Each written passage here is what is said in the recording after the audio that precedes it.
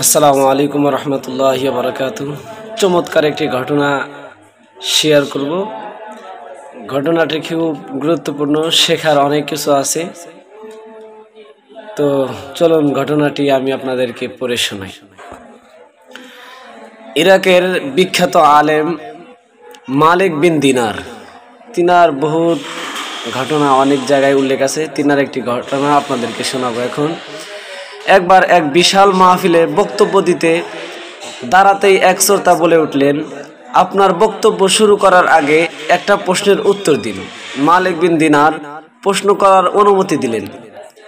বয়স্ক শ্রোতা বললেন, আজ থেকে 10 বছর আগে আপনাকে মাতাল অবস্থায় পড়ে থাকতে দেখেছি। আপনি সেই অবস্থা থেকে কিভাবে ফিরে এলেন এবং ওয়াজ করার জন্য এখানে এলেন? মালিক বিন দিনার কিছুক্ষণ মাথা নিচু করে রইলেন, তারপর বললেন, ঠিক বলেছেন, আমি সেই ব্যক্তি। শুনুন তাহলে আমার কাহিনী। এক কদরের রাতে মদের দোকান বন্ধ ছিল। দোকানদারিকে অনেক অনুরোধ করে এক বোতল মদ কিনলাম, বাসায় গিয়ে খাবো এই শর্তে। বাসায় ঢুকলাম, ঢুকেই দেখি আমার স্ত্রী নামাজ পড়ছে। আমি আমার ঘরে চলে গেলাম এবং বোতলটি টেবিলে রাখলাম। আমার 3 বছরের শিশু মেয়েটি দৌড়ে এলো, টেবিলের কাছে ধাক্কা দিয়ে মদের বোতল মাটিতে পড়ে ভেঙে গেল। অবশ মেয়েটি খিলখিল করে হাসতে পাগল। ভাঙ্গা বোতল ফেলে দিয়ে আমি ঘুমিয়ে গেলাম। সে রাতে আর মদ খাওয়া হলো না। আমার পরের বছর আবার লাইলাতুল কদর এলো, আমি আবার মদ নিয়ে বাড়ি ফিরে এলাম। বোতলটি টেবিলে রাখলাম। হঠাৎ বোতলটার দিকে তাকাতেই কান্নায় বুক ফেটে গেল। 3 মাস হলো আমার শিশু কন্যাটি মারা গেল। বোতলটি বাইরে ফেলে দিয়ে ঘুমিয়ে পড়লাম। স্বপ্নে দেখছি এক বিরাট সাপ আমায় তাড়া করছে। এত বড় সাপ আমি জীবনেও দেখিনি। আমি ভয়ে দৌড়াচ্ছি। এমন সময় এক দুর্বল বৃদ্ধকে দেখলাম। বৃদ্ধ আমাকে বলল, আমি খুব দুর্বল এবং ক্ষুধার্ত। এই সাপের সাথে আমি পারবো না। তুমি এই পাহাড়ের ডানে উঠে যাও। পাহাড়ে গিয়ে দেখি দাও দাও আগুন জ্বলছে আর পিছনে এগিয়ে আসছে সেই সাপ।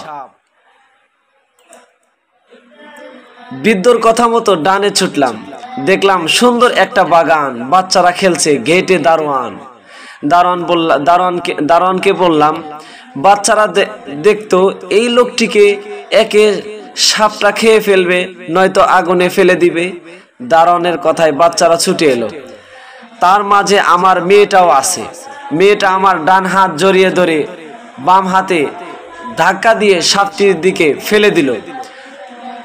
অমনি সাপ চলে গেল। আমি অবাক হয়ে বললাম, মা, তুমি এত ছোট আর এত বড় সাপ তোমায় ভয় পায়? মেয়ে বলল, আমি জান্নাতি মেয়ে, জাহান্নামের সাপ আমায় ভয় পায়। বাবা, ওই সাপ তুমি চিনতে পেরেছো? আমি বললাম, না মা। আমার মেয়ে বলল, বাবা, এ তো আমার নফসকে তুমি এত বেশি খাবার দিয়েছো যে আজ এত বড় শক্তিশালী হয়েছে। সে তোমাকে আজ জাহান্নাম পর্যন্ত তাড়িয়ে নিয়ে এসেছে।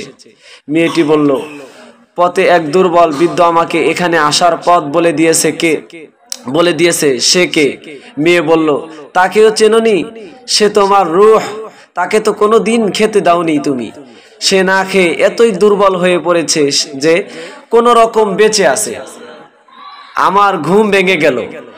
সেই দিন থেকে আমি আমার রূহকে খাদ্য দিয়ে যাচ্ছি আর নফসের খাদ্য একেবারেই বন্ধ করে দিয়েছি। চোখ বন্ধ করলেই সেই ভয়াল রূপটি দেখতে পাই আর দেখি রূহকে, আহা কতই না দুর্বল, হাঁটতে পারে না। ঝরঝর করে কেঁদে বললেন, মালিক। তখন মালিক বিন দিনার তখন অজরে কান্না শুরু করলেন। তো ভাই, আসুন নিজের নফসকে হেফাজত করি, নয়তো চিরস্থায়ী হবে জাহান্নাম। মহান আল্লাহ আমাদের সবাইকে বোঝার তৌফিক দান করুক। সকলে বলেন আমিন।